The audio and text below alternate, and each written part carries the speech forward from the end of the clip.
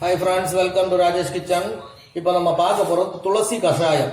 அப்படின்னா இந்த கபசர குடிநீர் இந்த கொரோனா டைமில் எல்லாரும் நல்லா பாடுபட்டாங்க. அதுக்காக ஒரு டிப்ஸ் சொல்கிறேன். இது நம்ம வீட்டிலே பண்ணி சாப்பிட்டுக்கலாம். நீங்கள் மெடிக்கல் ஸ்டோர் போக வேண்டிய தேவையே கிடையாது. இதில் என்னென்னா வேப்பலை இந்த மாதிரி இலசாக இருக்கணும், கொழுந்து இந்த மாதிரி இருக்கணும், இலசு வேப்பலை, துளசி இலை, அது மாதிரி ஏலக்காய் 4 எடுத்துக்கணுங்க. இது 4 பேருக்கு கஷாயம் பண்ண போகிறோம். ஏலக்காய் 4, ஒரு 5 கிராம்பு, அது மாதிரி ஒரு ஸ்பூன் மிளகு எடுத்துக்குங்க, வெந்தயம் 1 ஸ்பூன், ஜீரகம் 2 ஸ்பூன். ஜீரகம்னா கொஞ்சம் 2 ஸ்பூன் போடுங்க. இது கஸ்தூராதி டேப்லெட். இது மெடிக்கல் ஸ்டோர் தான், ஆயுர்வேதிக் மெடிக்கல் ஸ்டோர் தான் கிடைக்கும். இது 4 பேருக்குன்னா ஒரு 6 டேப்லெட் போட்டுக்கலாம். இது பனங்கற்கண்டு. இது என்ன பண்ணணும்னா இந்த கஸ்தூராதி டேப்லெட்டு இந்த பனங்கற்கண்டையும் நம்ம இதை மிக்சியில் போட்டு அடித்து 4 கப்பு தண்ணியில் இதை நல்லா பாயில் பண்ணி 2 கப்பாக வத்த வைப்போம். வத்த வச்சதுக்கப்புறம் அதை வடிகட்டுவோம். வடிகட்டினதுக்கப்புறம் இந்த பனங்கற்கண்டில் ஒரு ஆளுக்கு 1/2 ஸ்பூன் பனங்கற்கண்டு, இதில் 2 டேப்லெட், அதை போட்டு கலக்கி பிடிச்சிடணும். இந்த எப்படின்னு செய்முறை காமிக்கிறேன். ஃப்ரெண்ட்ஸ், இந்த துளசியில போட்டாச்சு, இந்த வேப்பலையும் போட்டாச்சு. இது சின்ன பிள்ளைங்க முதல் எத்தனை வயசு பெரியவங்களா இருந்தாலும் குடிக்கலாம். இது சுகர் பேஷண்ட்டுக்கு நல்லது. இதை மிக்சியில போட்டு நல்லா அரைச்சு இதை ஒரு பாத்திரத்தில் நல்லா கொதிக்க வைக்கணும். கொதிக்க வச்சு வடிகட்டணும். ஃப்ரெண்ட்ஸ், இதெல்லாம் மிக்சியில போடுறேன், அரைக்கணும்.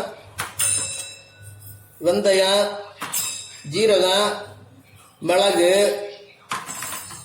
ஏலக்காய், கிராம்பு இவ்வளோத்தையும் போட்டால் போதும். பனங்கற்கண்டு, கஸ்தூராதி டேப்லெட் 2யும் போடக்கூடாது. ஃப்ரெண்ட்ஸ், இந்த பாருங்க, இதை நல்ல மை மாதிரி அரைக்கக்கூடாது. இந்த அளவுக்கு அரைங்க. அரைச்சிட்டிங்கன்னா அதுக்கப்புறம் இதை 4 கப்பு தண்ணியில் பாயில் பண்ணுங்க. 2 கப்பா ஊற்ற வைங்க. கொஞ்சம் தான் இதை ஒரு இதில் மாற்ற போகிறோம். மாற்றிக்கிட்டு இதில் 4 கப்பு தண்ணி இதில் விட போகிறோம் பாருங்க. இந்த கப்பில் 4 கப்பு ஊற்றி வைக்க போகிறேன்.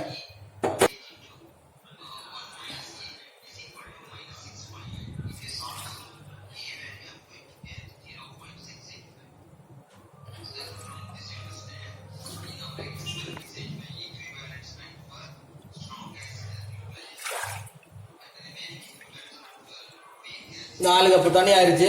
இப்போ கொதிக்க வைக்க போகிறோம். இந்த ஃப்ரெண்ட்ஸ், அடுப்பில் வச்சாச்சு. நல்லா கொதிக்கட்ட 2 கப்பு வத்த வைக்கிற வரைக்கும் ஒரு அரை மணி நேரம் 3/4 மணி நேரம் கொதிக்கணும். இந்த பாருங்க, இது கொதிக்குது. இப்போ தான் கொதிக்குது, இன்னும் லேட் ஆகும். இது கொதிக்கும் போது ஒரு பயங்கரமான வாசனை வரும். அது கொதிச்சு நல்லா வத்த வைக்கணும் 2 கப்பில். இந்த வாசனை அருமையாக இருக்கும். துளசி வாசனை, அந்த வேப்பிலை வாசனை எல்லாமே. ஃப்ரெண்ட்ஸ், இந்த இது வத்தியாச்சு 2 கப்பா. இந்த பாருங்க, 2 கப்பா வத்தியாச்சு. 4 கப்பு 2 கப்பா ஆயாச்சு. இதை வடிகட்டுவோம் பாருங்க. ஃப்ரெண்ட்ஸ், இப்போ இந்த துளசி கஷாயம் ரெடி. இதில் எந்த அளவுக்கு இந்த பனங்கற்கண்டு போடணும்னு காமிச்சு தர்றேன். இந்த அளவுக்கு போடுங்க. இதில் அந்த ஹீட்டோட போடணும், அப்போ தான் கரையும். 2 டேப்லெட் கஸ்தூராதி டேப்லெட் 2 இந்த போட்டாச்சு. கொஞ்சம் கரையிற வரைக்கும் சுற்றி விட்டுருங்க. கரையும் நல்லா கரைஞ்சதுக்கப்புறம் பிள்ளைங்கன்னா ஒரு கப்பில் 1/4 கப்பு, நம்ம டீ கப்பு சின்ன கப்பில் 1/4 கப்பு, கொஞ்சம் பெரிய பிள்ளைங்கன்னா 1/2 கப்பு, பெரிய ஆளுங்களுக்கு 1/2 கப்பு, 4 கப்பு வச்சு 2 கப்பா நல்லா வத்த வைக்கணும். அப்போதான் இதோட ஃபுல் எஃபெக்ட் அதில் கிடைக்கும். அவ்வளோதான் ஃப்ரெண்ட்ஸ், கஷாயம் ரெடி.